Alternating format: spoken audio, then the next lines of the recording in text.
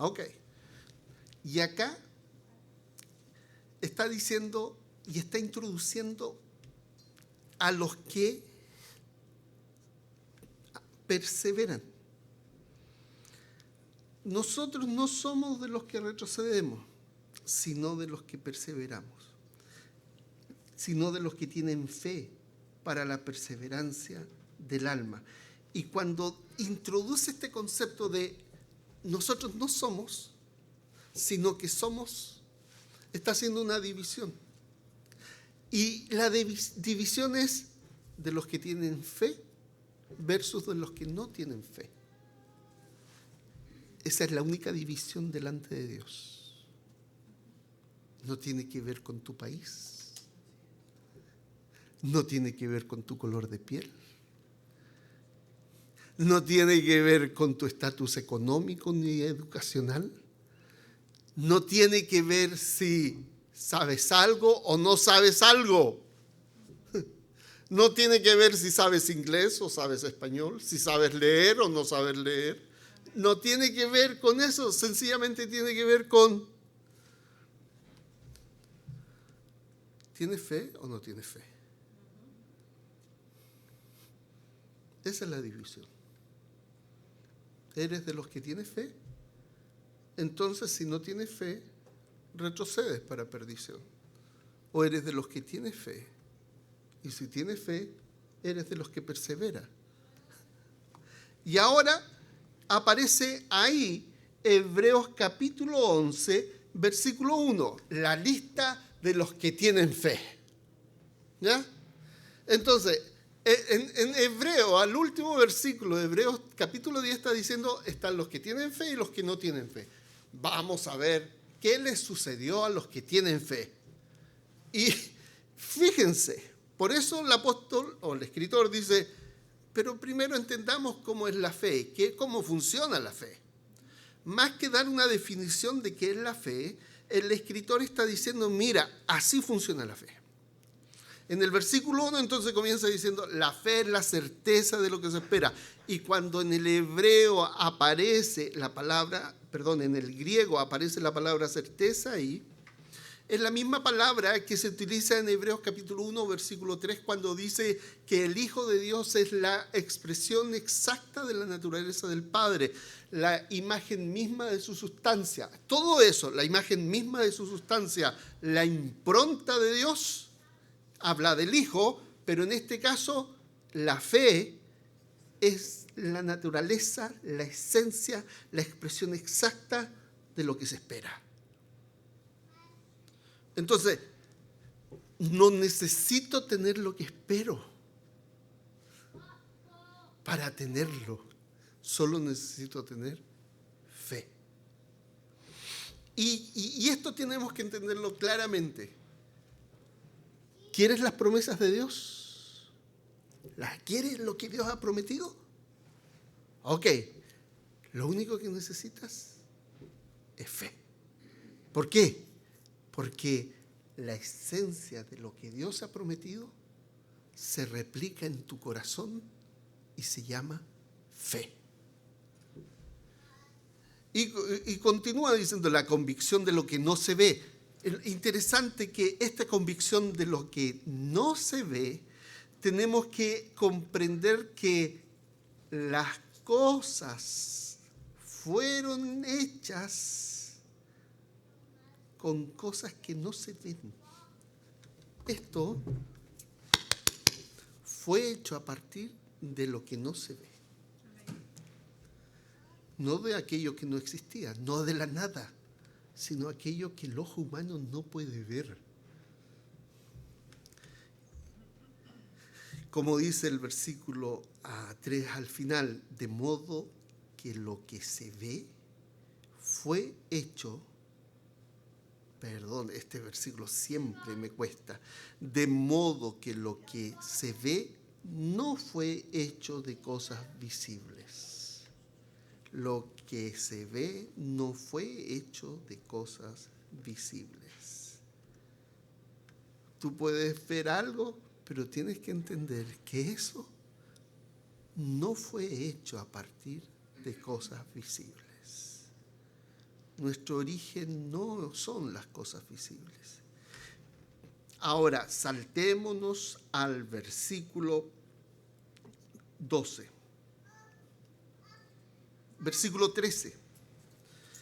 Ya ha hablado de una lista de hombres de fe que son de aquellos que avanzan, que perseveran. Hebreos 11, verso 13. Y dice, todo esto murieron en fe,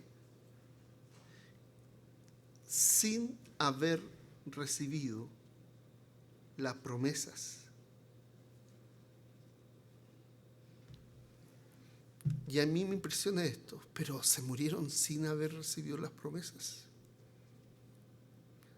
Pero habiéndolas visto y asustado con gusto desde lejos, confesando que eran extranjeros y peregrinos sobre la tierra. Yo sé que es recurrente este tema, extranjero y peregrino. Pero notemos esto, hermanos. ¿Tú crees que te va a ir bien en esta vida? Y ahí pregunto, ¿qué es irte bien? ¿Sabes cómo se desarmó, se destruyó el ídolo de esta sociedad americana? Se encarnó, comillas, este ídolo de hacer y deshacer lo que quería. El señor Epstein es el ejemplo. Él hacía lo que quería. Y ya podemos ver el desastre de la vida de ese hombre y de sus seguidores. Y que no sabemos quiénes son, comillas. Y aunque lo supiéramos, ok, y puedo decirte que ese hombre murió sin fe. ¿Y obtuvo lo que quería?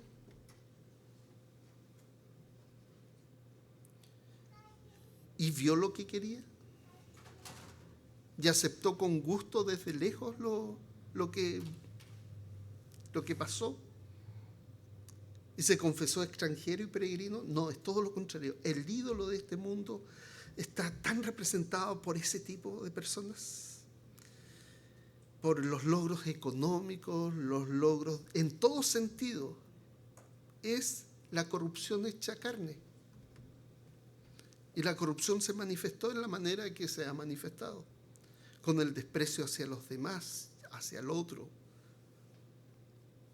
Ok, en oposición a este versículo 13, está hablando como Abraham, Isaac, Sara y todos los creyentes.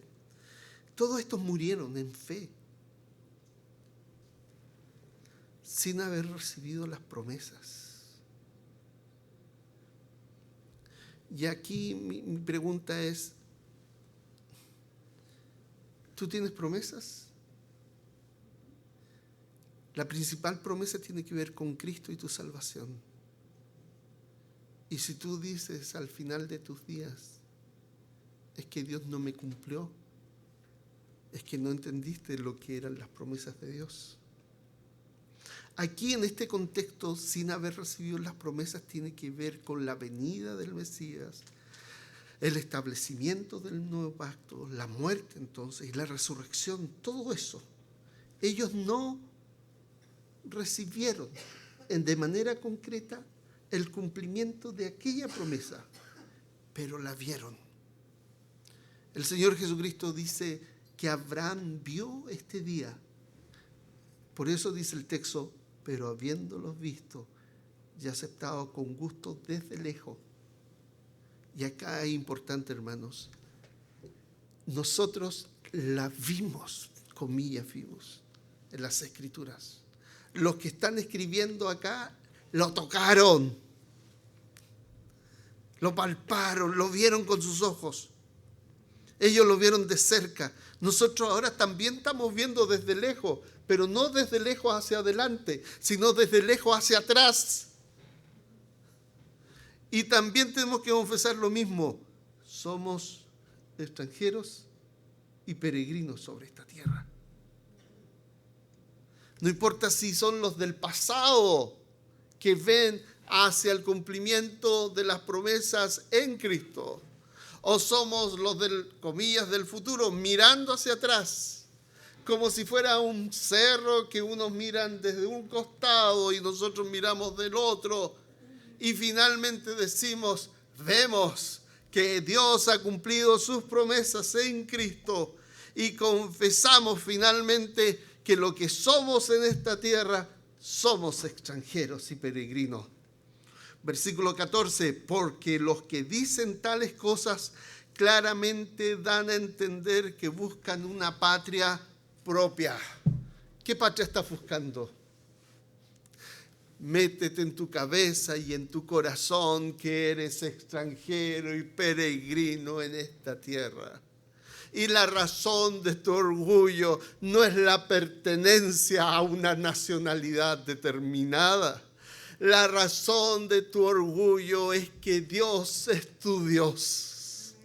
La razón de tu acción de gracias, ¿por qué te llena el pecho? No es que hayas nacido en un lugar.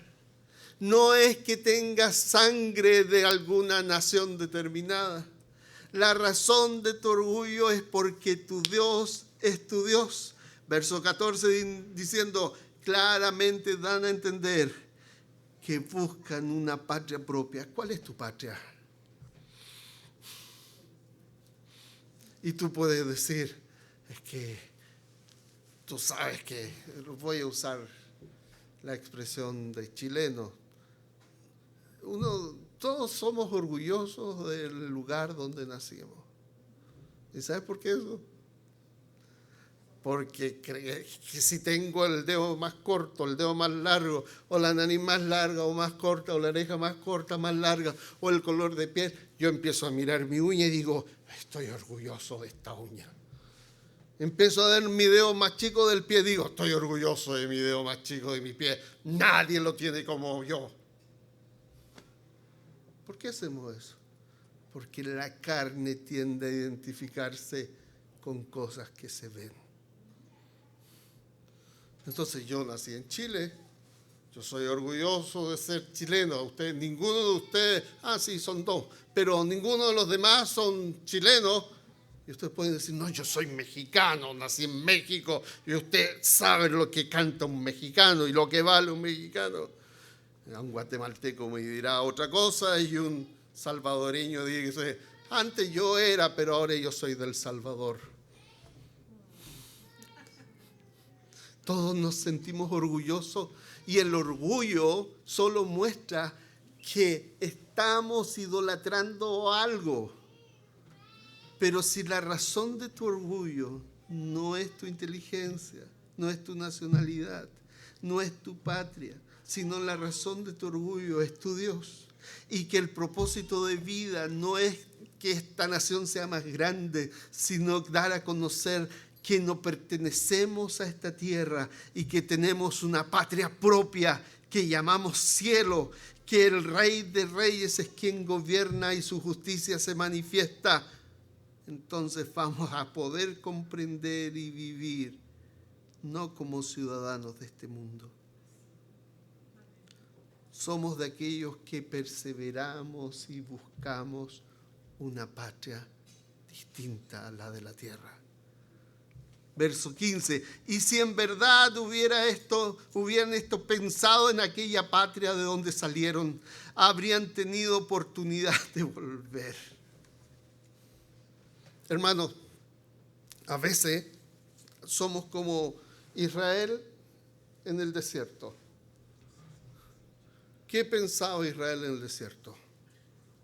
No pensaba en los azotes que le daban, no pensaban en la esclavitud que estaban viviendo, no pensaban en la amargura del corazón, no pensaban en que eran esclavos, solamente se acordaban del pescado, de la cebolla, de todo lo bueno, comillas, que tenían.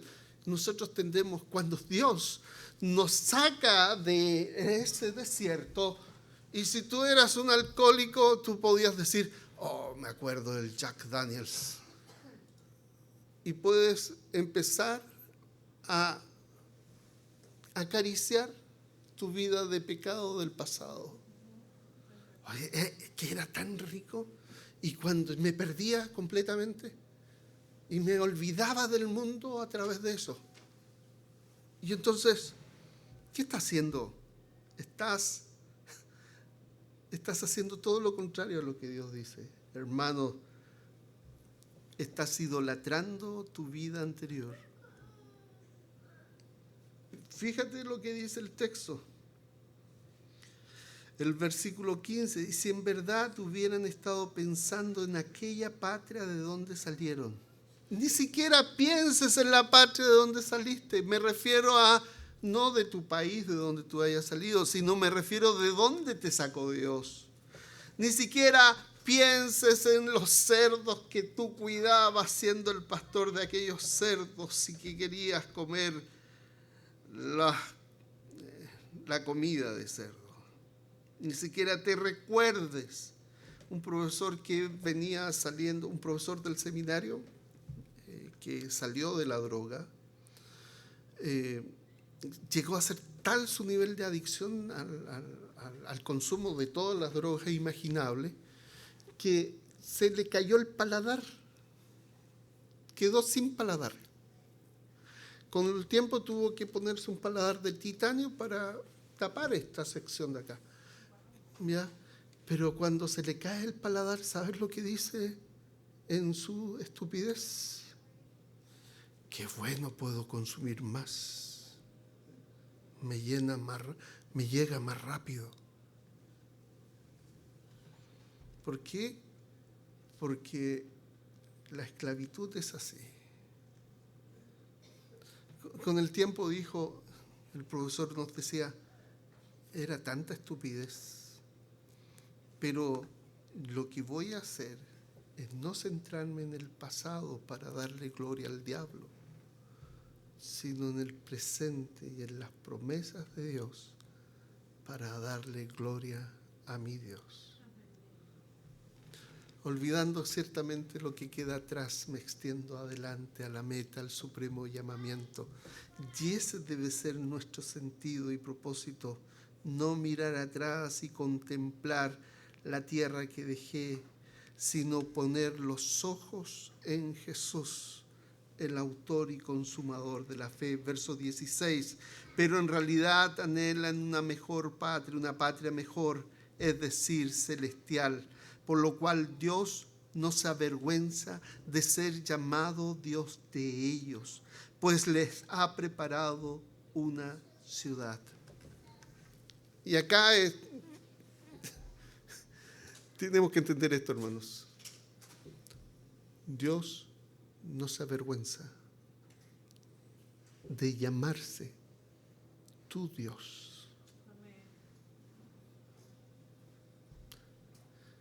No dice, ve ese niñito que está ahí, escóndanlo para que nadie note que es mi hijo. No. Él nos toma a pesar de nosotros mismos y nos exhibe públicamente delante de los ángeles del cielo y les dice, este es mi hijo. Y nosotros, ¿sabes qué debiéramos experimentar?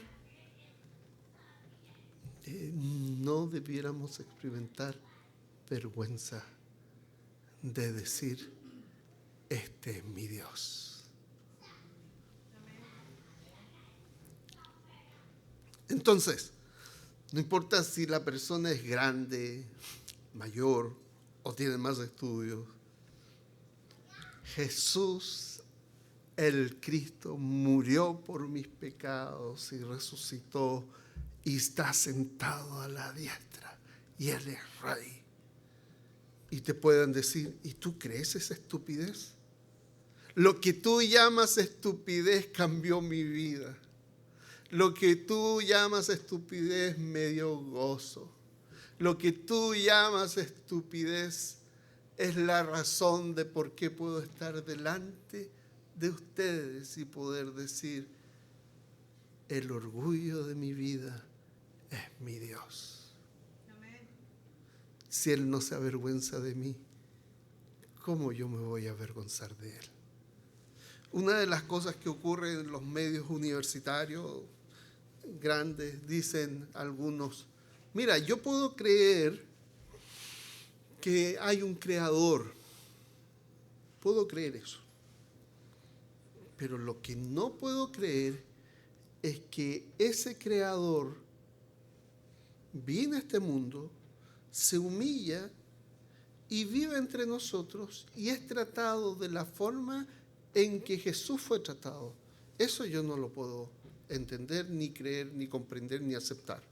Cómo el creador de todas estas maravillas se hace humano y vive como humano y permite ser tratado como fue tratado. Eso no lo puedo comprender, ni entender, ni creer. Pero ¿sabes qué? Lo maravilloso de este Dios es que es humilde y quiso darse a conocer a nosotros a través de la persona del Hijo de Dios. Y dijo de sí mismo este Hijo de Dios, aprended de mí, que soy manso y humilde. Y este Dios, el Hijo de Dios que se hizo hombre y habitó entre nosotros, nos lleva ante la presencia de Dios al establecer el nuevo pacto por su sangre. No se avergonzó de mí, sino que vino a rescatarme, y el precio del rescate fue su vida. ¿Cómo me voy a avergonzar de Él si Él no se avergüenza de mí? Aunque le he dado muchos motivos para sentir vergüenza de mí. ¿Y por qué Él no siente vergüenza de mí? Por pura gracia, porque Él me ha llamado su Hijo. Entonces veamos el versículo 17. Por la fe Abraham, cuando fue probado, ofreció a Isaac, y el que había recibido las promesas ofrecía a su único hijo. Fue a él a quien se le dijo, en Isaac te será llamada descendencia. ¿Por qué a veces Dios nos pide cosas que Él nos dio? No porque necesitemos ser evaluados por Dios y que Él nos diga, no, rechazado. ¿Por qué pasa esto? ¿Por qué pasan estas pruebas? ¿Por qué tú estás siendo probado con lo que estás viviendo? Al final, la prueba no es para Dios, es para nosotros mismos. Dios ya sabe lo que hay en mi corazón. Los que no saben lo que hay, somos nosotros. Y si tú reaccionas a la circunstancia que estás viviendo con tristeza extrema, con angustia extrema, con amargura, con rencor, con falta de perdón, con malas palabras, con todo lo que reaccionamos, se te está mostrando lo que hay en tu corazón.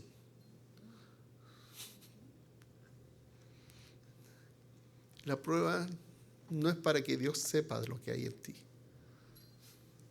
La prueba es para que tú sepas lo que hay en ti. Y en base a eso decirle a Dios, Señor, tienes que trabajar mucho. Y yo estoy dispuesto a que trabajes en mí. La pregunta es, ¿estás dispuesta? ¿Estás dispuesto? ¿O estás mirando hacia el pasado, hacia la tierra, hacia Egipto, en el ejemplo que di? ¿O no te permites mirar hacia atrás porque entiendes que tu patria no es de esta tierra, sino que tu patria es la celestial? Y que tienes que fijar los ojos en Jesús, el autor y consumador de la fe. Tú sabes que si pierdes la mirada de Jesús, nadie verá a Jesús en ti.